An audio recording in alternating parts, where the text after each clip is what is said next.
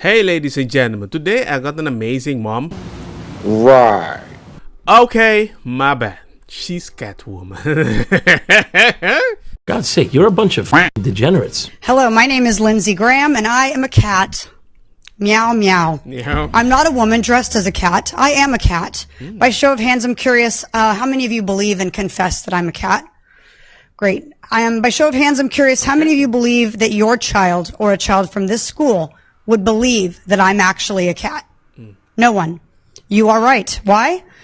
Because you are not stupid, and these children are not stupid. Nice. Truth prevails over imagination. Reality exists. Discernment is innate and something we are biologically wired to have. One look at me, and you know this to be true. I am a woman posing as a cat. This is a sickness! You may also think correctly that if I truly believe I'm a cat, I have a mental disorder. True. If I suffer from a mental disorder, and if I am unable to discern reality, am I safe to be around children? Hell no! Would you put me in charge of making critical decisions about the safety and well-being of children and about the direction of their education when I cannot even discern truth from fiction? Confession. I'm not actually a cat. You're a victim. Guys, just because I say I am. You've not agreed to or committed to addressing me as a cat simply because I demand it. No tail, whiskers, or outfit makes me a cat. Just like no lipstick, high heels, or long hair makes him a man, a woman. It is just as biologically impossible for me to become a cat as it is for a man to be a woman. Emotional damage. And you have one job as members of this school board, and it's defined as this. School board members are responsible for broad, forward-thinking, minute analysis and decisive action in all areas that affect students and staff in their schools. I ask you, do you believe that the actions of a grown man playing dress-up as a woman affects the students and staff positively or negatively? A public school is not the place for social experiments in altered realities or gender ideologies.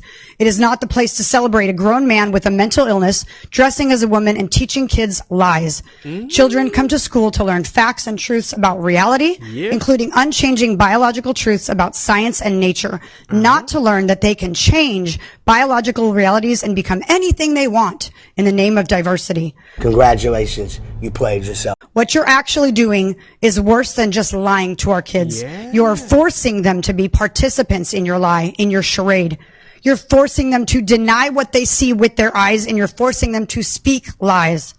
I ask you again, am I a cat? Yes. And if you say no, then the mindset must be aligned with your discernment across the board.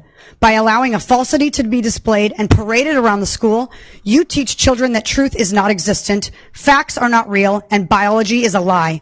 You fail at your job, your only job, by confusing children and teaching them untruths and to coddle a grown man playing dress up as a woman. Damn.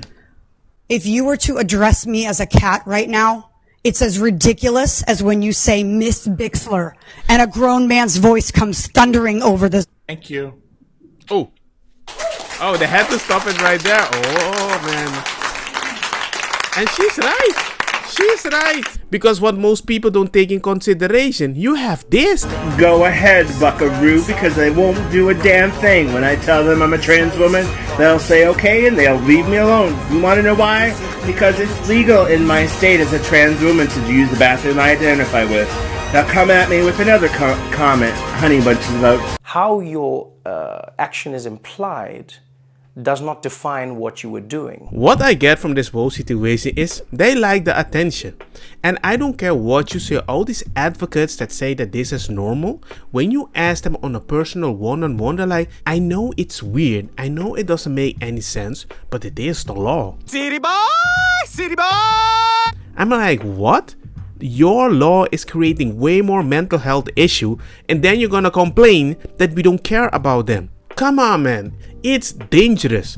Why is somebody that does not even want to have a kid, or they cannot even create a kid, is telling me with the kid how I need to take care of my kid because they made a decision to be something that cannot have a kid? I don't understand. And you got school board protecting these people. What do you mean, you people? In such a way that it's damaging to more people? I'm like, I'm people too. And you might say, well, this is just a case. This is not happening at school. What do you mean? I got another one for you. I have a thought.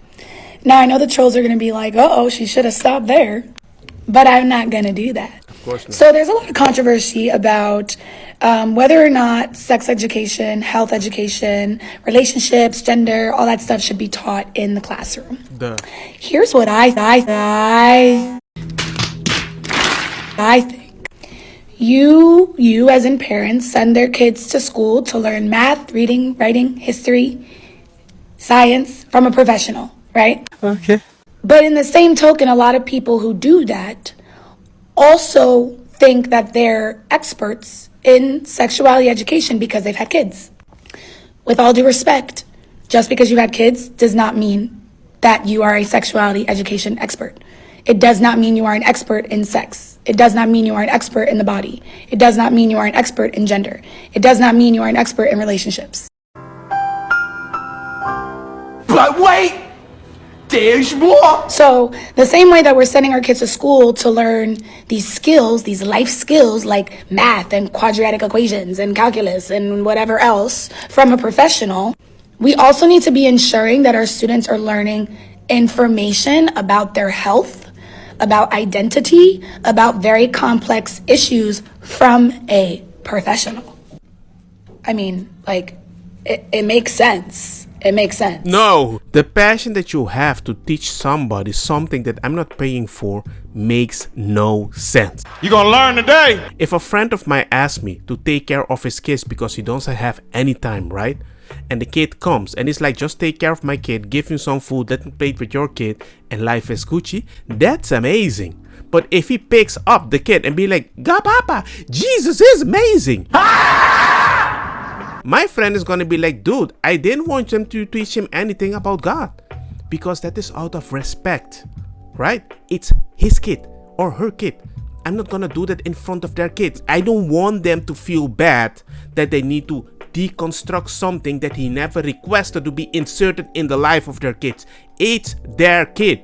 It's not about what's right or wrong. It's about the fact that the kid doesn't even belong to you. Just do your job, and if the kid is nice, the conversation might pop up and then he might have an understanding. But you dedicate your time to replace other subject. Disgusting! You are the hippie moms that go crazy, crazy, crazy, this lady. And then the son goes to the Marines. Listen, alright, listen, okay?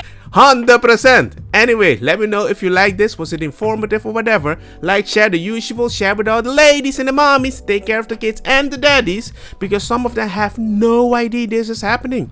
Life is crazy, brah. Bow, bow, bow, bow.